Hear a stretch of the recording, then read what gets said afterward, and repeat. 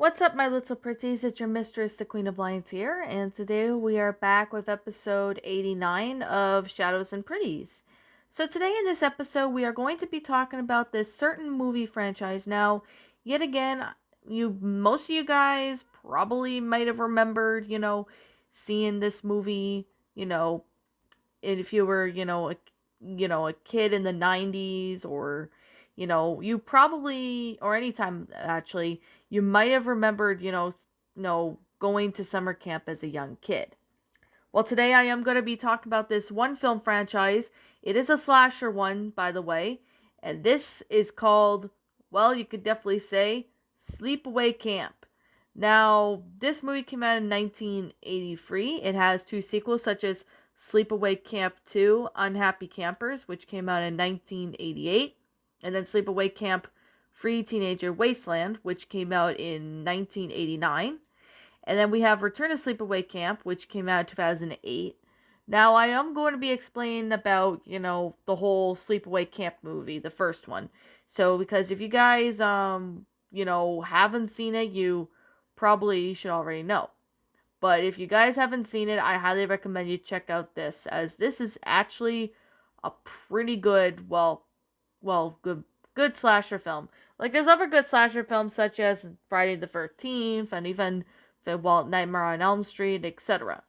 It is also released as Nightmare Vacation in the United Kingdom, but it's an American slasher film that was written and directed by Robert Hiltskik, which of course served as a producer of the film at Sleepaway Camp for the Sleepaway Camp series. Now, with that being the case, that being said, this tells a story about a young girl who gets sent to summer camp and becomes the site of series of murders shortly after her arrival. It stars, Felissa Rose as Angela. So, with that being the case, that being said, let's begin. So in 1975, John Baker and his partner Lenny take John's children, Angela and Peter, on a boating trip near Camp Arawak. Now, Angela and Peter prank their father by capsizing their boat.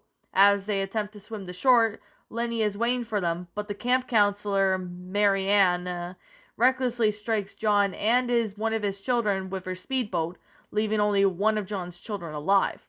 So 8 years later, Angela now lives with her aunt, Dr. Martha Thomas, and Martha's son, Ricky, and Aunt Martha sends Angela to Camp Arawak for the first time.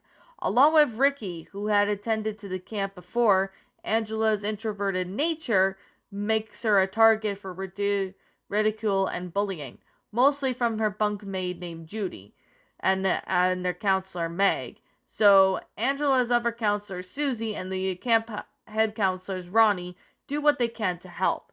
So, basically, Angela gets sent to camp and she's being bullied. It's kind of like you're going to school and you end up getting bullied by people. That's what's kind of like what this topic really is. So, or basically what the concept is. So, a cook named Artie attempts to, I'm not going to say the actual thing what he was going to say because it's messed up, for one, and two, if you've seen the movie, you already know. Tried to violate Angela in like a really messed up way, but Ricky catches him and stops him, and Ricky and Angela run out. Later, an unseen figure causes Artie to knock over a pot of boiling water, and he scalds himself as the camp owner Mel calls it that it was an accident. However, when the campers Kenny and Mike mock Angela, Ricky and his friend Paul fight them, and that's when Paul becomes friends with Angela. However, when Kenny drowns and his death was ruled an accident in Mel's insistence, although Ronnie and the police officer Frank expresses about it. Paul asks Angela to attend a film with him. After the campers Billy and Mike throw water balloons at Angela, Billy is then stung to death when someone traps him in a bathroom stall and drops a hive of bees in it, and Mel suspects the killer is in the camp. So Angela and Paul's relationship is strained when Paul kisses her, as Angela has a flashback when she and her sibling witnessed their father in bed with Lenny, and the flashback goes further, showing both siblings pointing at each other while he was in bed. At this point, Angela wakes up in the flashback and recoils Paul from advances and runs away. Judy seduces Paul, and Angela finds them kissing, so Paul attempts to explain himself to Angela at the lake. But when Judy and Meg also shoot him away and they throw Angela in the water, after Ricky rescues Angela, children fling sand at them as Ricky comforts Angela and swears revenge on their aggressors. However, Meg ends up getting stabbed to death in the shower while getting ready to meet Mel at the night's social. So Paul apologizes to Angela and asks him to meet her at the waterfront later.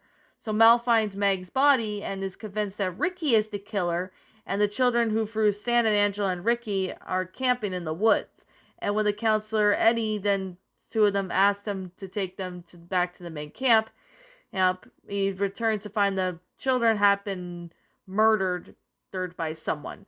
So back at the camp, a killer enters Judy's cabin and murders her and violating her with a hot curling iron while smothering her with a pillow. Now I'm not going to say what he actually did to Judy, but the camp is thrown into a panic, and then eventually Ricky is the killer and Mel beats him to almost be death, to near death, only to be shot in the throat by the arrow by the real killer. So, of course, Frank is then called and searches for the counselors to find the missing campers while Paul's at the beach with Angela, who suggests they go skinny dipping. So, Frank discovers Ricky's unconscious but alive. Ronnie and Susie find Angela sitting on the beach humming, with Paul, whose head appears to be resting on her lap as she strokes his hair. A flashback shows Aunt Martha welcoming a new survivor of the boat accident into her house. It was revealed that the real Angela actually died in the accident, and Aunt Martha took custody of Peter, and she raised him as a girl. And back in the present, Angela leaps to her feet holding a knife, showing Paul being killed on the ground, and Angela stands there with blood covered her before the horrific Susie and Ronnie and then growls like an animal. So that's basically the end of, well, you could definitely say, Sleepaway Camp. Now, this one was a pretty good movie in the 1980s, and I really liked how this one was, on DVD. I believe this was on VHS at one point, so if you had this on VHS, you're probably very lucky. But yet again, I'm going to sit there and say that it was pretty good for what this is, as it does have some films, such as the Sleepaway Camp 2, Unhappy Campers, and Teenage Wasteland. But of course, now Angela in there is played by, Bruce Springsteen's younger sister, Palma Springsteen, when she surfaces a nearby summer camp. So, with that being the case, another sequel, Sleepaway Camp 4, or The Survivor, which was another film that was partly filmed in the 1990s but left uncompleted. In 2002, unfinished footage was then shown released as available in inclusive film in the fourth disc. However, in this time, we do see the return to Sleepaway Camp, which was completed in 2003, but struggled to have its visual effects completed. So the original film, according to Fangoria, the digital effects were done from 2006 to 2008, and the film was released in 2008. So the final film of Sleepaway Camp series, titled Sleepaway Camp Reunion, was also announced to be in the works. But it is hard to say if these are going to be true or not. But let me just get going with, what we know. Now, Sleepaway Camp 2. Sleepaway Camp 2, or Unhappy Campers, is, some people really have to say that it's a sequel to it, which it kind of does, but it's just really confusing.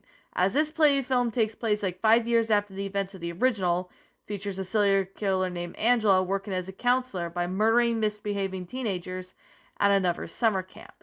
So, to be completely honest, I'm not going to go through the entire movie. Well, there's kind of a little bit of it. So basically, this takes place 5 years after the first film.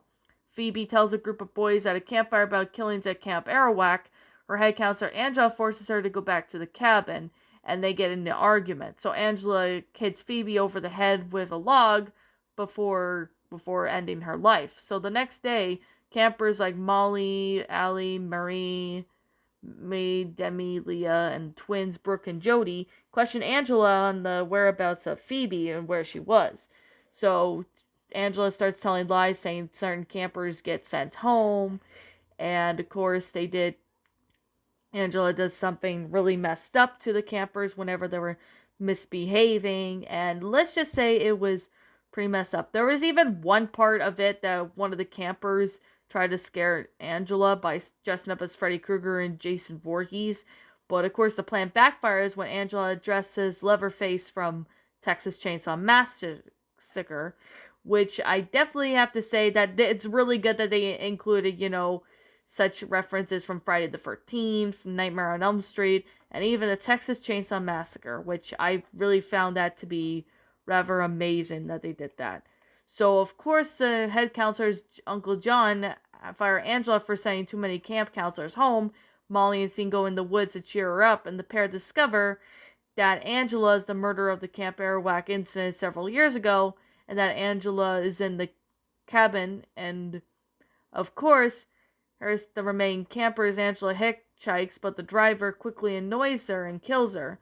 So it's pretty something. Like this one, it's just pretty. Like the second one of Sleepaway Camp is just as good as the first one, but I definitely have to say the first one was pretty good as well. But I really do find that this one actually fits pretty well, although there were a few flaws in this one. So now we're going to Sleepaway Camp 3. Teenager Wasteland. Now this one came out sometime in 1989. So this is basically about 1 year after the events of the second film, as Maria is heading to camp when suddenly she's chased into the alleyway and gets run over by a garbage truck driven by Angela, who throws Maria's body into the back, and Angela poses Maria in order to be the board on the bus of the Camp New Horizons. So after arriving, the news reporter Tawny Richards asks Angela to get her some drugs, which of course Angela gives her the cleaner instead, and that's when she starts killing people yet again. So she starts killing people yet again while at camp, just like the second movie, although it's pretty obvious that, in the uncut version of the movie, it's around 84 minutes long, when the original is like 79 minutes. So basically, Angela is in this one, and she's killing people yet again. To be completely honest, Angela has done this as well in the second movie, and even in the first one. So, now I'm not going to talk about too much about the third movie, because it's kind of like a repeat of the second one, sort of. I really don't know, to be honest. So, with that being the case, and that being said, I am going to sit there and just say this, that, this I am going to talk about is Return to Sleepaway Camp. Now, this movie came out in 2008, which it's the sequel to, the first Sleepaway Camp movie, the actual one. So about a boy named, Alan, who is at summer camp at Camp Manabe. The movie shows that Alan is a bully, and who in turn is bullied by other kids on his people who really mistreated him, like stepbrother Michael, and even his friends Vinny and TC and a bunch of other people.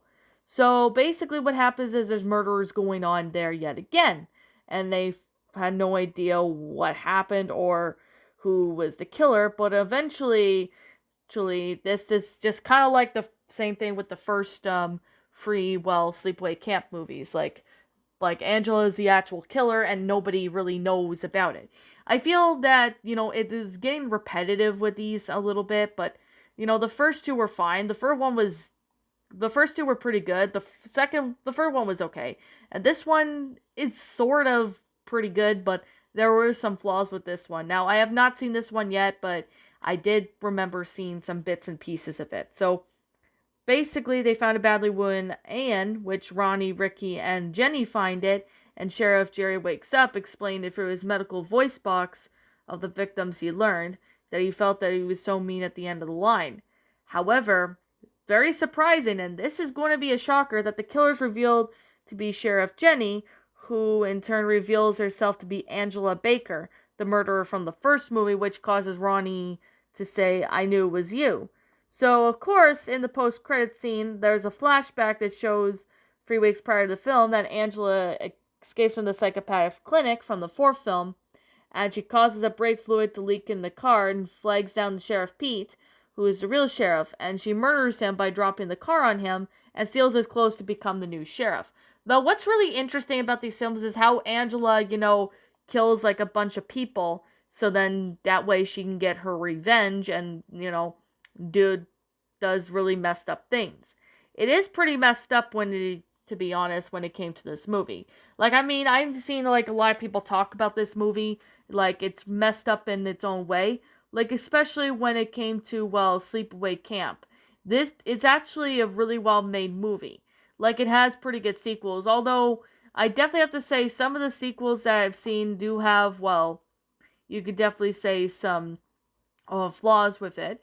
But the first movie itself, I really have to say, I really do find the first movie to be enjoyable. It's an enjoyable good movie in the first one. So I definitely have to say, when I first saw the first movie, Sleepaway Camp, I was actually really enjoyed it because it was just really good, like Nightmare on Elm Street, Texas Chainsaw Massacre, and even the Friday the 13th movie.